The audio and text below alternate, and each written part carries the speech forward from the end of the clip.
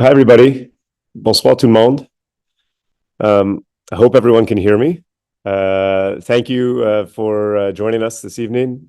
We're going to begin with a short statement from David Shoemaker, the CEO of the Canadian Olympic Committee.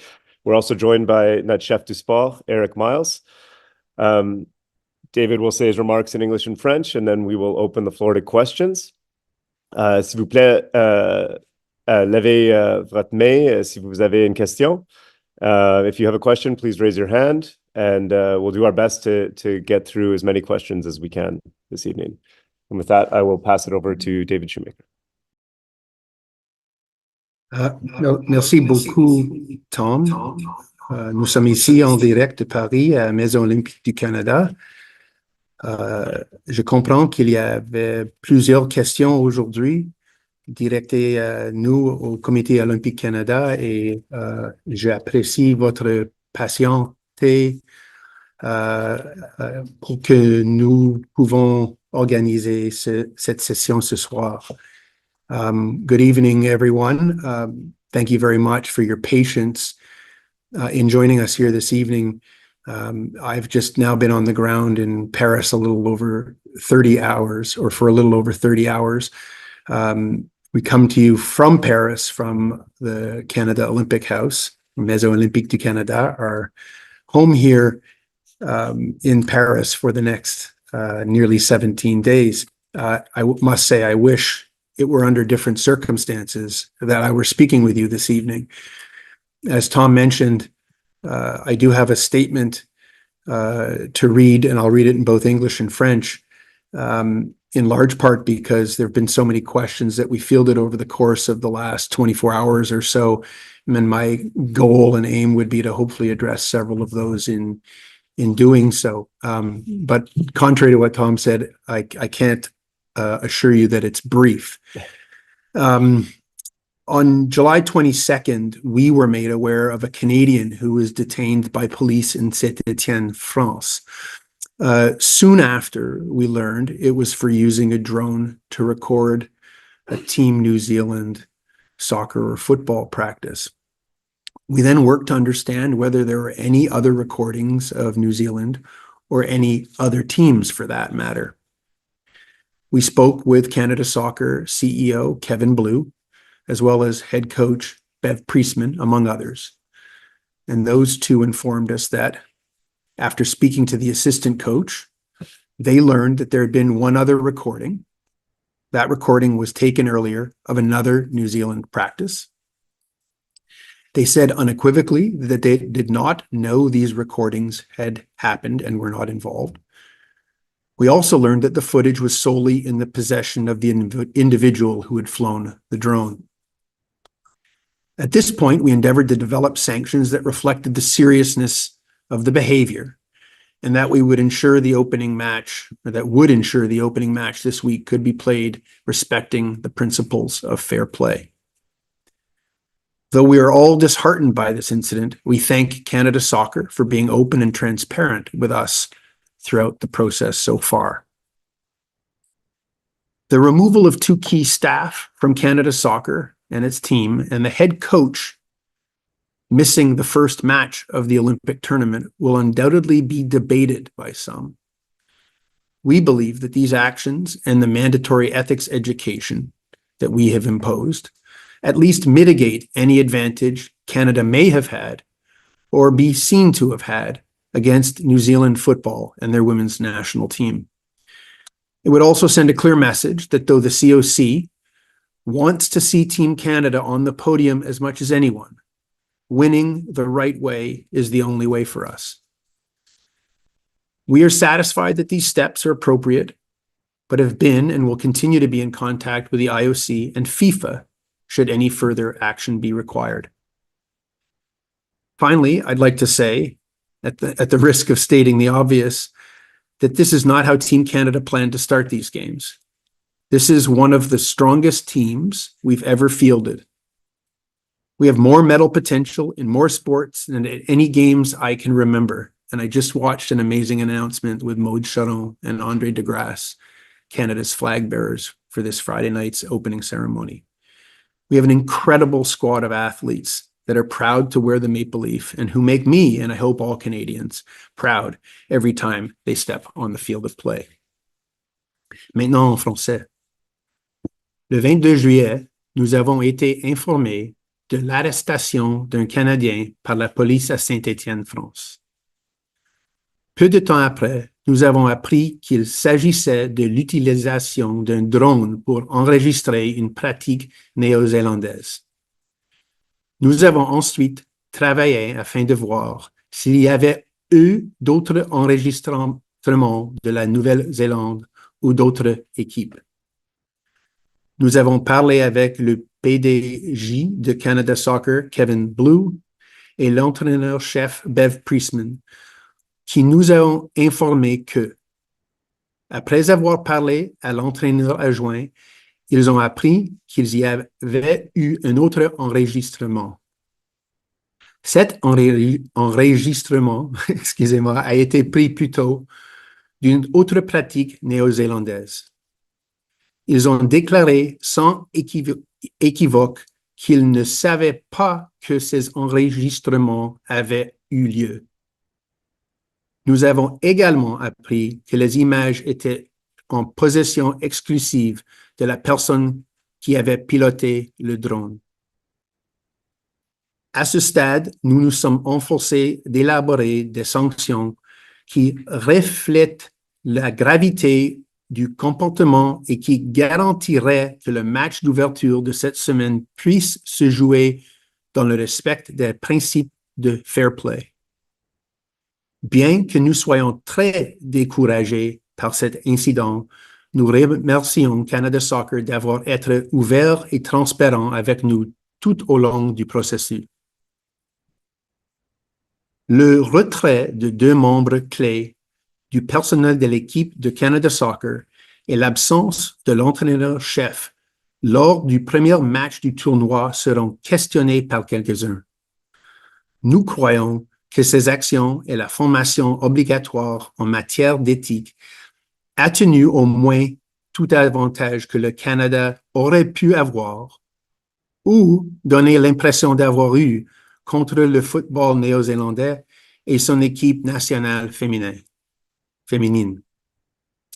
Cela enverra également un message clair que, même si le COC souhaite avoir Équipe Canada sur le podium autant qu'un quiconque, gagner que la bonne manière est la seule façon pour nous.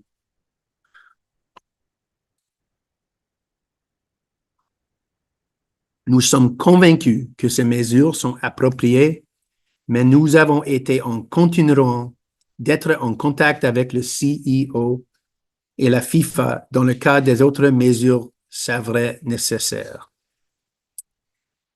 Finalement, j'aimerais dire, au risque d'énoncer une évidence, que ce n'est pas ainsi qu'Équipe Canada envisageait de débuter ces Jeux. C'est l'une des équipes les plus fortes que nous ayons jamais envoyées aux Jeux. Nous avons plus de potentiel de médailles dans un plus grand nombre de sports qu'à n'importe quel jeu dont je me souvienne. Nous avons une équipe incroyable d'athlètes qui sont fiers de porter la feuille d'érable et qui me rendent, ainsi que tous les Canadiens et Canadiennes, fiers chaque fois qu'ils entrent sur le terrain de jeu. Merci beaucoup. Merci, David. Thank you.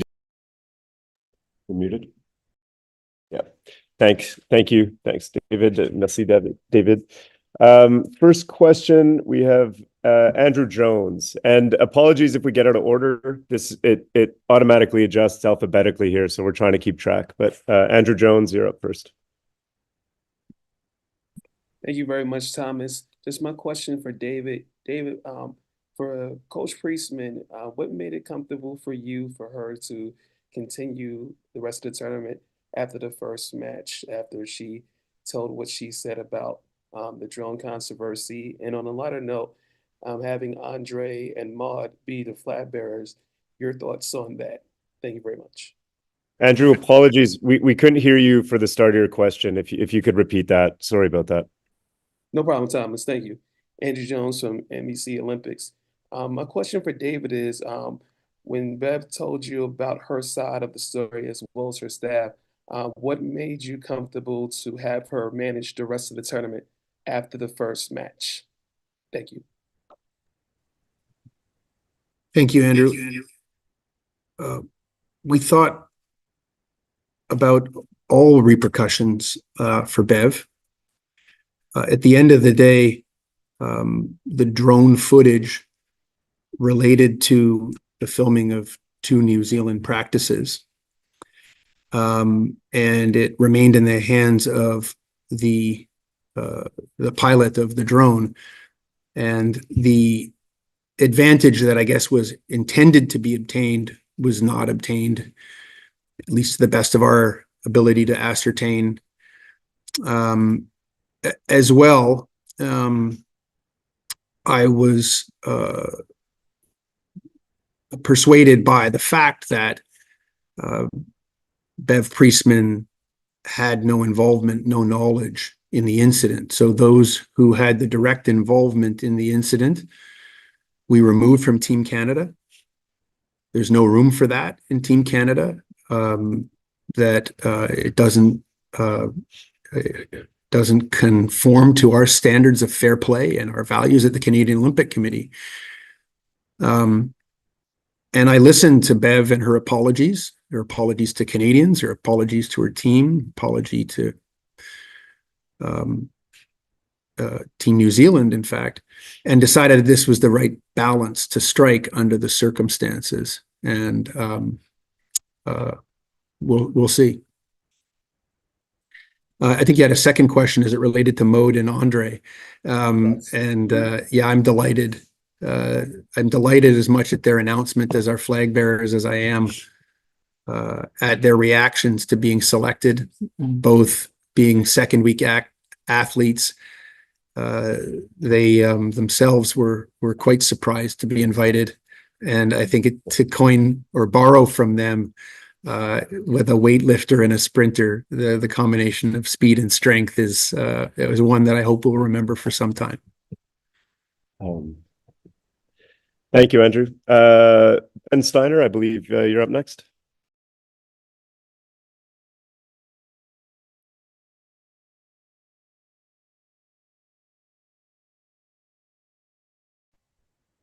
Can you hear me? Should work now, Ben. Thanks so much for taking a little bit of time to chat today. But I just wanted to ask about the previous medals and whether you feel from a COC perspective that this puts a tarnish on Tokyo 2020 and what this women's national team has meant for this country.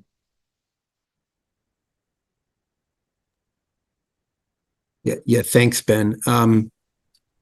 Look, our focus, in the time that we've been afforded the opportunity to look into this. In my case, I've been on the ground in Paris in 30 hours. It's probably now just a little over 48 hours since we first learned of this. His focus has been really very much on the match against New Zealand and the Olympic soccer tournament here in Paris. So I haven't given, other tournaments that much thought. Although I must say the notion that anything like this could have occurred in Tokyo, with all the COVID restrictions that were in place and the limitations on people's movements and whereabouts seems highly unlikely. But I'd encourage Canada Soccer to think about that. Thank you, Ben. Up next is Bruce Arthur. Thanks, Tom. David, you said that one of the reasons that you were comfortable only suspending or allowing Bev to almost suspend herself for that first match is the fact that she was not involved. Other than her denial, what makes you believe that the head coach of Canada Soccer was not involved in the actions of her staff at these Olympics? Yeah, Bruce, it's her denial of her involvement, my assessment of the veracity of those statements, and that very fact. If facts were to arise in the future, suggesting otherwise, I guess we reserve the right to impose further sanctions. But I just reiterate, we've had to keep a very focused investigation on the facts as it relates to this. It's a fact finding, really, that we've been afforded the ability to do in the time allotted, and it's based on that. It's based on trying to balance the important need to maintain a sense of fair play in this Olympic competition, and that ultimately not to disrupt the goals of the young athletes that are on the women's soccer team. And we think we've struck the right balance. But as I said in my opening remarks, that will be debated by some, and perhaps in either direction. Yeah, if I had just a quick follow-up there, I guess the question is, I mean, what makes you believe her in this context, given she does have a reputation for voracious information management, for scouting, and for being in control of her staff? As I said earlier, my assessment of her veracity and her willingness to cooperate, her transparency in relation to the questions that I asked her. Thank you.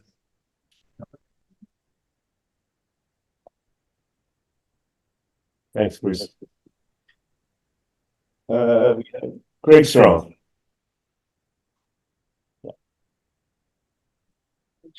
Oh, sorry. Michael McCall, pardon me. Hi there, guys. Now, I know there's a lot of moving parts still to this with the IOC and FIFA investigating, but has there been any indication that Canada may have to forfeit the match tomorrow or their continued presence in the tournament? So the IOC does not have a pending investigation, to my understanding. FIFA, I believe, indicated earlier today that they have begun a disciplinary proceeding in relation to the 3 individuals that were subject to our sanction. And we also know that New Zealand football has registered a complaint to FIFA and has in fact asked that no points be awarded to Canada in the event that Canada were to win the match. I'm not aware of anyone suggesting anything beyond that. That's great. Thank you. Thanks, Michael. Alexandre Pratt, s'il vous plaît. Oui, bonjour. I'll ask my question is in English. I have 2 questions. The first is how was the drone purchased? And the second is what was Jasmine Mander's role in the spy operation? Did you hear it? I think I heard it, yes. I have no understanding as to where the drone came from or how it was purchased. And Jasmine, the assistant coach's role was in a supervisory capacity of the drone pilot as it related to this Olympic soccer tournament. Thanks. I'll see Alexander. Steve, Simmons.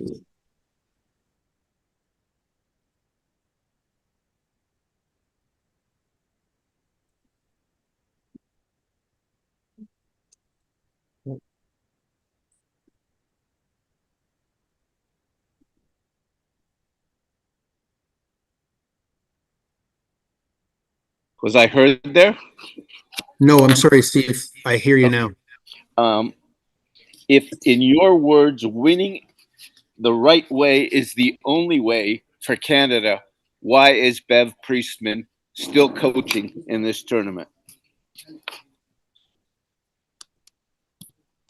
think I answered that question, Steve. My goal here is to find the right balance that absolutely sends the message that we don't tolerate this kind of conduct, and the people directly implicated in the conduct have been sent home. I've been around sports my entire life. I've been around sports my entire life. Sorry. Been able to determine in front of with the facts in front of me, had no knowledge and not involved in this,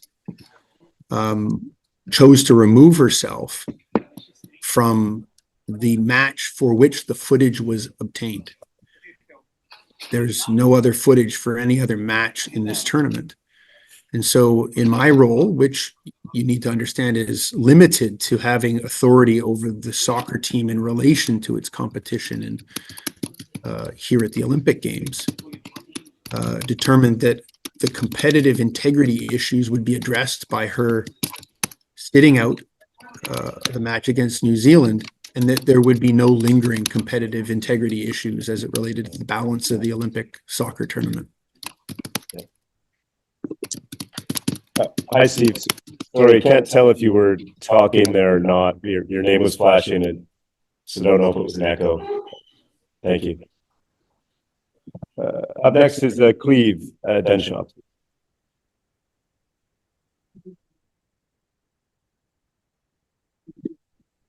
Oh, we still have Cleve? Okay. Oh, hi. Oh, hi. Can you guys hear me? Yes.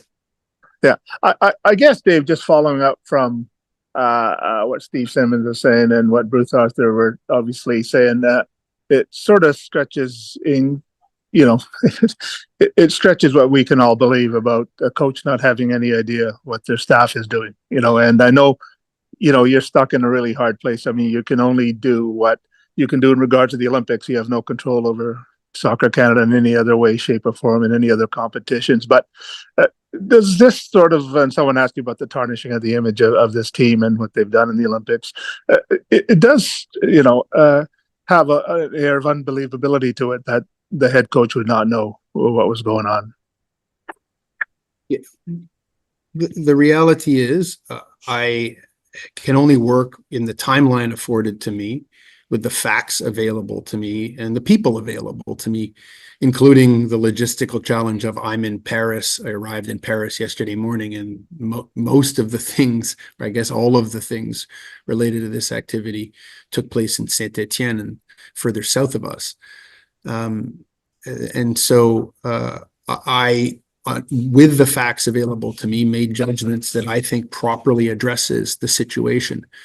An important factor here is that we did most of this with the full and complete cooperation of Canada Soccer, who I believe also is committed to fully determining root causes and addressing root causes as it relates to these kinds of techniques and other pressures that coaches might feel they're under in order to give their team the best chance of winning. And I don't believe I'm getting out in front of my skis and saying that I think later this evening Canada Soccer will announce, its CEO Kevin Blue and its president will announce a external independent review, a fairly broad or a narrow one related to the facts that have taken place here, but also a broader one to address those external pressures and culture within the sport. I must say, because I was there, nothing about what I've heard today tarnishes the incredible gold medal performance in Tokyo. We may learn of things in the future, but as I said earlier, find it highly implausible or unlikely in light of the restrictions, the COVID restrictions that were in place in Tokyo, that this sort of activity could have taken place. But that remains to be seen, and that external review may well delve into that. Great, thanks, guys. Thank you, Cleve. Up next, it's Jonathan Jobin ou Jonathan Jobin, s'il vous plaît. Oui, si vous permettez, je vais poser la question en français. Vous venez de parler de cet examen indépendant que Soccer Canada lance. Donc, s'il y a examen externe, c'est qu'on ne sait pas tout ce qui s'est passé. Si on ne sait pas tout ce qui s'est passé, comment vous pouvez encore avoir confiance que la direction de cette équipe-là et l'entraîneuse en place vont faire les choses de la bonne façon dans les prochains jours pour les Jeux olympiques? Jonathan, je n'ai pas entendu complètement votre question, mais j'ai une solution parce que Eric est ici avec nous, notre chef de sport, et peut-être Eric peut produire une réponse maintenant. Ouais, je peux peut-être reprendre. Merci pour la question. David a bien répondu tantôt en anglais. Je peux répéter dans les mêmes choses, mais avec le temps qu'on a eu, les derniers 36 heures, 48 heures, avec la situation, l'information qu'on a eue des entraîneurs, pour nous, les sanctions que l'on a mises en place, on juge que c'est les bonnes présentement. C'est des sanctions aussi pour lesquelles on a collaboré autant avec le CEO, avec la FIFA, avec la Nouvelle-Zélande, pour lesquelles on s'entend et s'assurer d'avoir un match qui est juste et équitable pour les deux équipes. Et puis, et qu'on s'assure que pour la suite des choses, que les actions ne se reproduisent pas.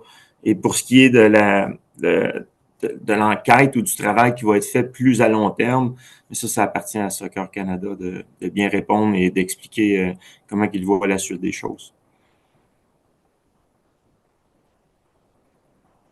Merci, Eric. Merci, Jonathan. Prochaine question vient de... sorry, next question is Greg Strong. Sorry, Greg. Oh, no problem. Question for David. David, can you confirm reports that the Canada soccer analyst who was sent home, Joseph Lombardi, did he receive a suspended sentence of 8 months today? I can confirm that. That's what I read. I saw a translation of the suspended sentence. I didn't see the writing from the public prosecutor itself. For the offense of flying a drone, which is, so, I think it is important to understand that he was apprehended because there are laws against flying a drone, and there are certainly intense security measures around drones in France at this time. That arrest, and that suspended sentence are not related to the subject of what he was filming, if that helps provide any insight. And just a quick follow, I noticed that he was listed on Canada Soccer's 6-member coaching staff when the roster announcement was made earlier this month. Why did he not have accreditation for these games? Eric can probably help answer this question, but it's a numbers game.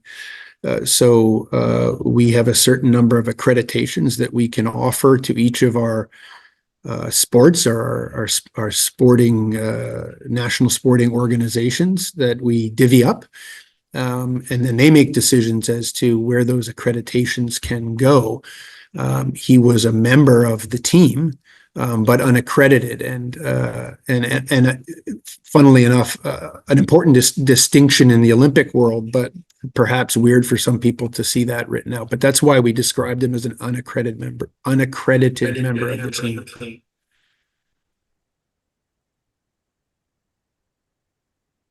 Thank you, Greg. Up next is Andrea Hill.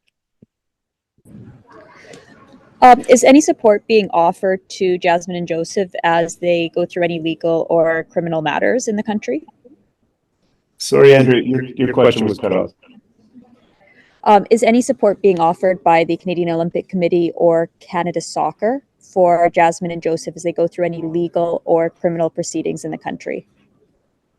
Yeah, in both cases. I'll just describe each to you.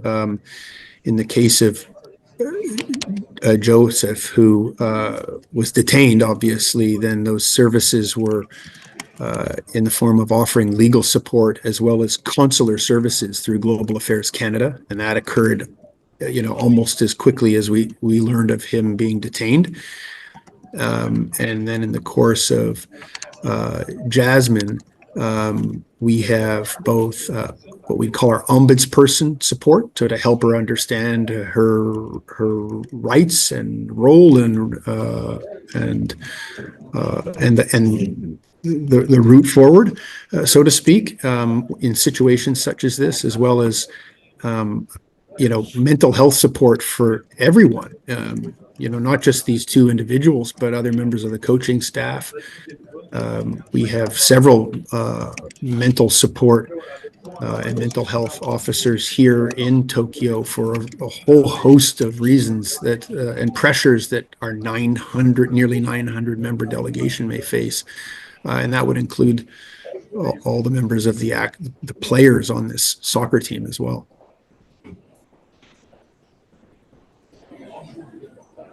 Thank you. Thank you, Andrea. Next, Jean-Nicolas Blanchet.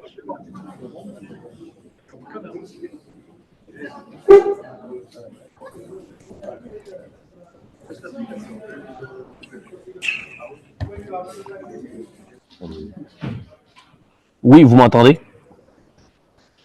Oui, maintenant.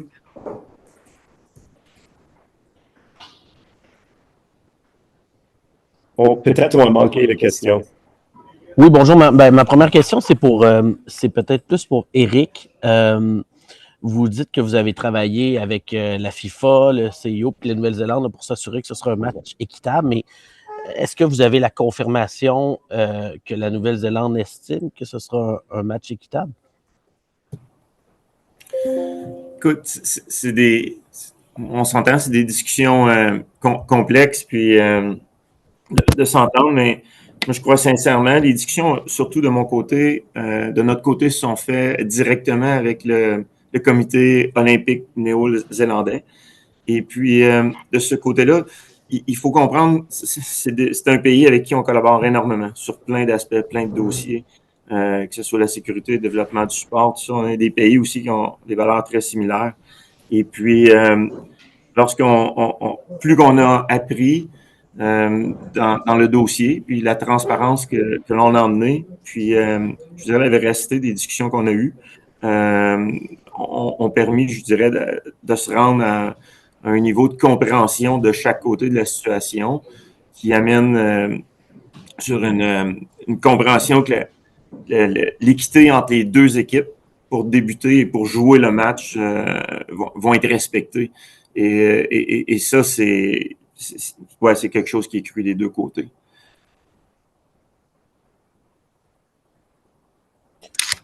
OK, merci beaucoup. Puis juste peut-être une précision, c'est peut-être le français et l'anglais qui mais est-ce que Bev Priestman a nié avoir été impliqué ou elle a aussi nié d'avoir été au courant que ça se faisait? Bev n'était pas impliqué directement dans cette action-ci. Comme je vous dis, avec ce qu'on a eu comme temps, nous, puis de travailler dans ce tournoi-ci, dans l'analyse qui a été faite, des actions autour du match de la Nouvelle-Zélande et toutes ces actions-là, Bev Priestman n'était pas impliqué directement et n'était pas au courant des actions qui se passaient présentement. OK, merci, Eric. Merci, Jean-Nicolas. Et finalement, c'est Richard Boutin.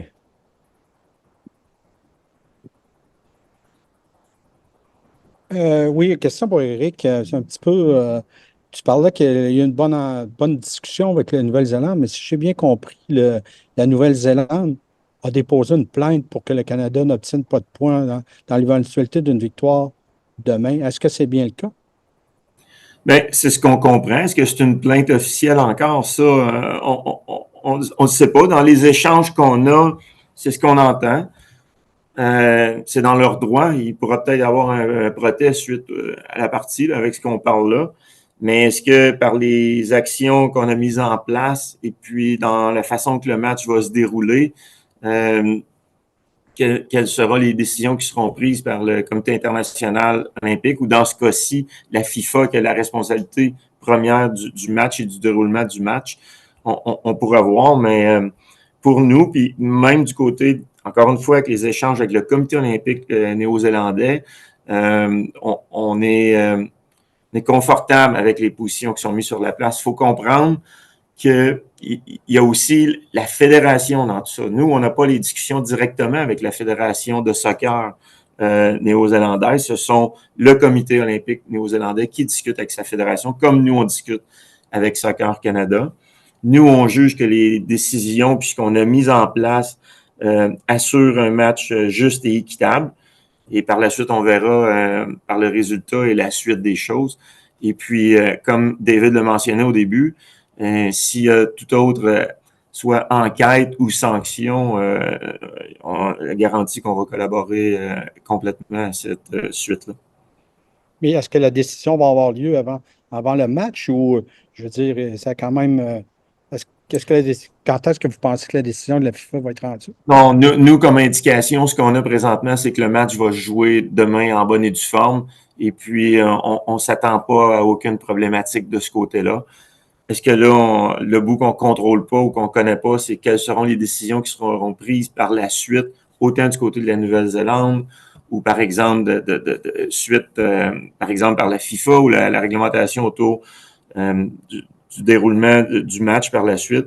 Et ça, on s'ajustera à ça. Mais pour l'instant, ce qu'on nous a confirmé du Comité international olympique et également du côté de la FIFA, c'est que les sanctions qu'on a mises en place étaient adéquates et donnaient confiance et ouvraient la porte pour jouer ce match-là en bonne et due forme.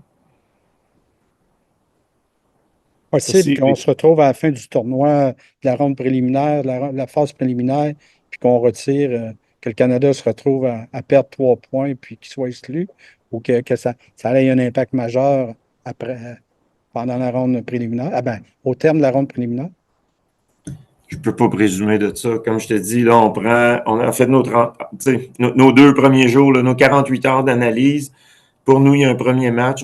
On a vraiment eu un focus dans notre analyse, dans notre travail sur le match de la Nouvelle-Zélande, s'assurer que tout ça partait correctement, placer les équipes au même pied, à la même ligne de départ.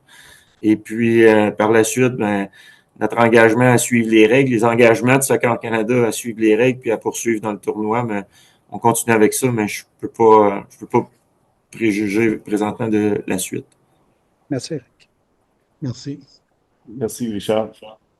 I think that's it. David? Perhaps just a couple of words to finish. We at the Canadian Olympic Committee are overseeing a nearly 900 member delegation of over 30 sports, over 40 disciplines, a pretty gargantuan effort on the world's biggest stage. And yet, what we will endeavor to do and what we have endeavored to do is to be as forthcoming and transparent and answer as many questions as we possibly can as it relates to this issue and the Olympic soccer tournament that's taking place all across the country. I do sense that in the course of the questions that we have fielded here today, that there's a keen interest in questions that go both slightly beyond and well beyond the Olympic Games here at Paris 2024. And I'd encourage you and I'd encourage the organizations that oversee soccer, both nationally and internationally, to do what they're setting out to do. FIFA and its investigation and Canada Soccer and its impending external review to determine the things, what led to this, the extent to which it is an issue in global soccer, get to the bottom of it and remedy it, because fair play matters. We've spoken for the past several years, going well back prior to Tokyo, about the importance of winning well in Canada. And while none of this was by design on our part, and we wouldn't, if we had the choice, be in this position, we hope this sends a message that winning well is the standard at for the Canadian Olympic team. And I look forward to seeing many of you who I know will attend our opening ceremony presser this coming Friday. And I wish you all well for the coming 3 weeks or so. So thank you very much. Merci beaucoup.